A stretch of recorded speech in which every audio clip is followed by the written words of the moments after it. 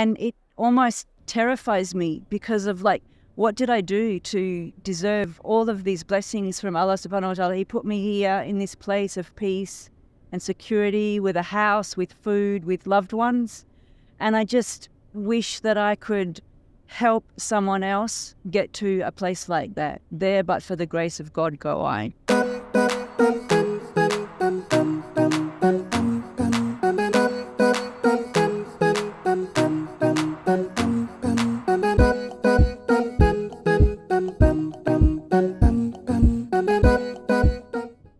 Assalamu alaikum, everyone. Welcome back to another episode of Muslimi Meets. Today we have two wonderful, amazing guests. Sister Katherine is going to share many different things with us. And our brother here is also going to share his perspective when it comes to human rights, when it comes to justice, and when it comes to our responsibility as Muslims doing what's right and what's appropriate for all of us. And, we're all here together. We're all in this together. And so we invite you to join us. And here we go. Thank you, Kathy, Brother Taha, for coming and joining me and my co-host Idil. All too often, we forget of this very important concept, the pillar that exists in our deen, justice. Rather, sometimes it's seen as an elusive term. And so I thought it was important for us to talk about this. And, mashallah, justice for all. You've both been doing a lot of important work. And I thought it would be important for us to hear about some of the work you're doing. And maybe tell us, what is Justice for All about? Maybe talk about some projects that you're working on right now. Sure. Thank you for having us on this panel today. Justice for All Canada is a human rights advocacy organization that focuses on global Muslim minorities that are being persecuted around the world that usually don't get the limelight, especially in the Western media. So we're talking about Rohingya Muslims for whom we started advocating 10 years ago at a time when even in the Muslim world nobody cared, nobody said a word about Rohingya in Myanmar, which according to the United Nations was the world's most persecuted minority in the world at the time. Since then, we have been advocating for Uyghur Muslims in East Turkestan. We have been advocating more recently for Kashmir. We have Free Kashmir Action campaign, as well as Muslims in India. We forget often that we have 200 million Muslims in India, far more than many Muslim countries around the world, who are being persecuted, against whom there are multiple genocidal calls for genocide, to calls against them, calls of genocide, as well as Sri Lankan Muslims and minorities. And more recently, we are also advocating for Palestinian Muslims. We have been around for about 30 years, based out of Chicago originally. We started with Bosnia Task Force at a time when there was a genocide taking place in Bosnia, subhanAllah, when again the world looked away, and we had so many atrocities that happened in the heart of Europe. And since then, alhamdulillah, we have turned into a full-fledged Muslim human rights organization based out of Chicago, based out of Toronto. And we are an Amnesty International for the Muslim world. MashaAllah, MashaAllah, MashaAllah. Sister Kathy, so when we talk about justice, from your perspective, there's so much to unpack what Brother Taha just said, and it's all critical for our community to participate and be involved. Why is it so important for us to have these conversations and talk about what I would say these injustices? Assalamu alaikum. Thanks for having me on your show. It's a pleasure to be with you. There are so many Quranic verses and hadith that remind us that one of the duties of the Muslim is to establish justice on earth. We know that at the end time, Allah will bring about the true ultimate justice when He does the judging of our good deeds and our bad deeds. But we live in an imperfect world with human beings who are nasty and mean to each other. And it's our responsibility to struggle for the good, to do what we can to make that effort, to make life better for everyone. I definitely agree with that. I feel like it is a right that we all have amongst one another. And I want to thank the both of you for being so interactive with people and actually not just doing the work, but also teaching people that, that there's an importance here, right? And so I wanted to ask you, what is the legacy for it, for you personally? What is the legacy behind doing this work? Because I'm sure it's something that's personal, it's something that you have to be passionate about. This is something that you might get tired of eventually because you're a human being, and physically you might get tired, but emotionally, psychologically, and spiritually, there's something driving you and pushing you to do this work every day. So can you share that with us? Okay, I guess I'll start very quickly. I'm sure we all of us have our own paths that we have taken. We all have personal stories. Yusuf has a very powerful story, mashallah. May Allah keep you strong and resilient. And I think we all have our own stories, one way or the other. Some are more heartbreaking, perhaps, than others. So it's never usually one reason, one impetus. It's really combination of so many things that happen. For me personally, it's just been a vacuum that I saw for a very long time. And I was, a little bit frustrated by the fact that Canadian Muslims have become so insular. And we have bought into the North American Western narrative of minorities in general, minority rights. And more importantly, we have bought into this idea that Muslims are uncivilized, Muslims are barbaric, Muslims cannot stand up for themselves, Muslims are this and Muslims are that, and because of which they're suffering and they're being beaten up everywhere around the world. But the reality is that we have been colonized for centuries, literally, due to which we are in this state today. That there is no one Muslim leader who has the guts to stand up for the rights and justice, not just for Muslims, but Muslim people around the world.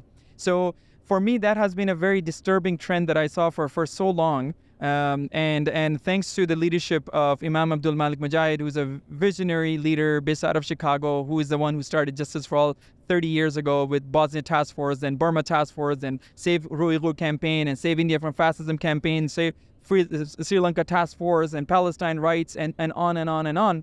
That's what keeps me going. This idea that, alhamdulillah, finally there is a leadership and inspiration and hope we are providing to the most downtrodden people in the world. You go to anywhere, any refugees around the world today.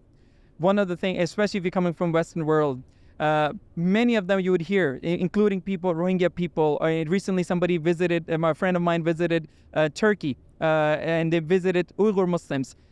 I myself have met many refugees and people of impacted communities right here in Canada as well. And one thing they say is that, we don't need any money from you. We're not looking for handouts. We're looking for your leadership. We're looking you to amplify our voices because you have the privilege and honor. And I remember more recently somebody told me, an Uyghur asylum seeker and refugee said, with tears in her eyes, said that Allah subhanahu wa ta'ala is going to ask you for this privilege and honor that only a very small fraction of Muslims around the world have, actually. That you can raise your voice, you can petition, you can hit the streets, you can lobby, advocate, use your pen, use your social media to actually bring about change. And we have a track record. We have been able to do it. Rohingya cause itself is a great Canadian Muslim success story that is untold. Bosnian Task Force story is a very powerful story of American Muslims who came together and did something phenomenal for the world, which is not untold story. For if you look at Canadian Muslims, what we did together for Rohingya cause, it took us 5 years to advocate for Rohingya Muslims, but we were the first country, because of that, first country in the world to be able to get Canadian government to call it a genocide, declare officially, which has global legal implications. The first country to actually give aid, $330 million to Rohingya people.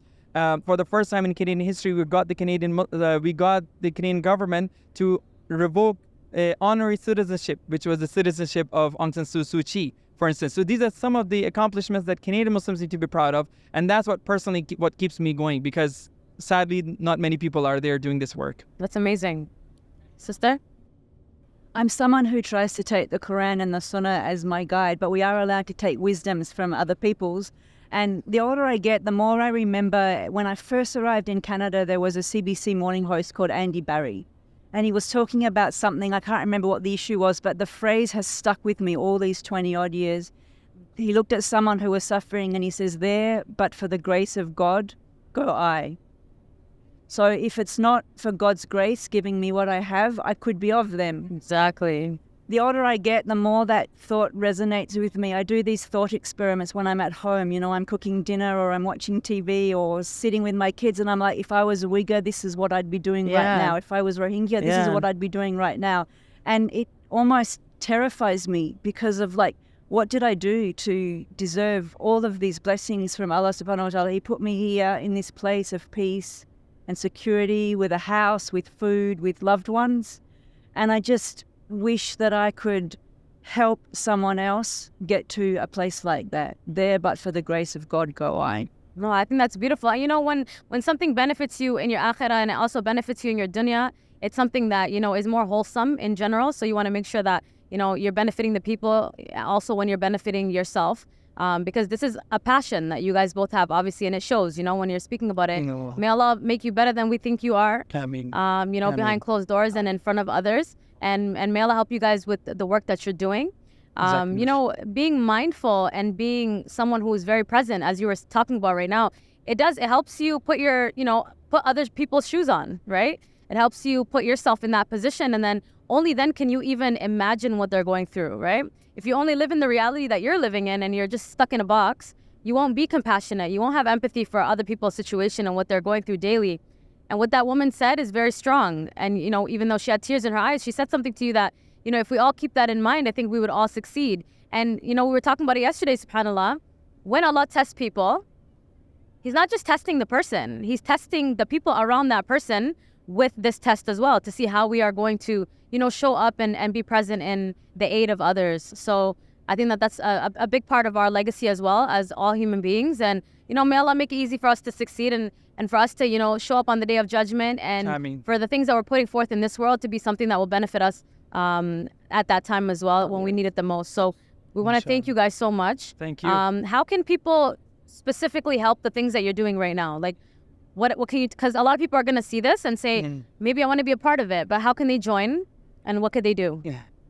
Well, I would say 3 things we ask people to do is: number 1, educate; number 2, advocate; number 3, donate. So educate yourself about the causes. Be the first to learn and from the right sources, especially from the impacted communities. Go to justiceforallcanada.org and you'll find reports, you'll find action alerts that you yourself can educate, but you can educate others with. There are resources there. Advocate, number 2, is you go to our website once again and you can find every week there is an action alert that comes out. So we request you to please go to the website and sign up for action alerts, which is one of the first action items right there. Every week you're going to see an action alert asking you to take action on some of these causes. And of course, subscribe to our Justice for All Canada handles or follow us on Instagram, Facebook, Twitter. Usually the handle essentially for all of those are Justice for All Canada or CAN in one of the cases. And the last but not least is, of course, support us whatever you can with your donations. And you can go do that by, once again, go to justiceforallcanada.org. Mashallah, I want to add one thing before I give it back to Sister Idol. When we're talking about, we talk about inspiration individuals. As I'm hearing your story, one of the greatest Muslims of the 20th century was our brother Malcolm, Allah yarhamu. The closest living example of standing against injustice. He said a quote, and I'm paraphrasing, like, if you don't stand for anything, you don't stand for, you stand for nothing. And it's inspiration, and to see justice for all, it's inspiration. And it's a monumental and paramount obligation for us as a community to support you and to stand against these injustices. You're doing us the favor. It's not the other way around. So thank you for that. We'll accept it from all of us. Absolutely. And Sister Kathy, can you share with us how people can follow what you're doing and put effort into that as well? I'll just give one practical example of what Brother Taha had said. So I'm holding a flyer, which is to support the Liberal MP Zuberi, who is putting forward Motion 62. And so the action is to contact your MP, to ask your MP to vote in favour of the Motion 62, which is to bring 10,000 Uyghur refugees to Canada in a fast-track stream. That's a practical example of just one of the action alerts, and you'll find many more on the website. Wonderful. That's amazing. Any final comments? May Allah subhanahu wa ta'ala put barakat in this work. This work is critical. We do not turn a left cheek when an injustice happens, whether it's in our home or outside our home. Our brothers and sisters in the Uyghur community, the Rohingya, the Kashmir, the Palestinians, India, we all must stand against injustice. It is the pillar of this deen, and may Allah subhanahu wa ta'ala put barakat and blessings in your work. Ameen ajma'il. Thank you. Thank you for hosting us and giving us the platforms. No, absolutely. Thank you so much for having, all the grace that you guys have had for us so far, and thank you for joining us. And hopefully we see you guys again soon. Jazakallah khair.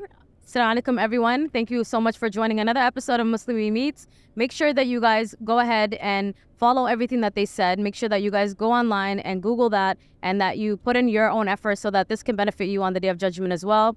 and justice for peace, and also Motion 62 is something that's awaiting you. So thank you so much, and stay tuned for another episode of Muslimi Meets.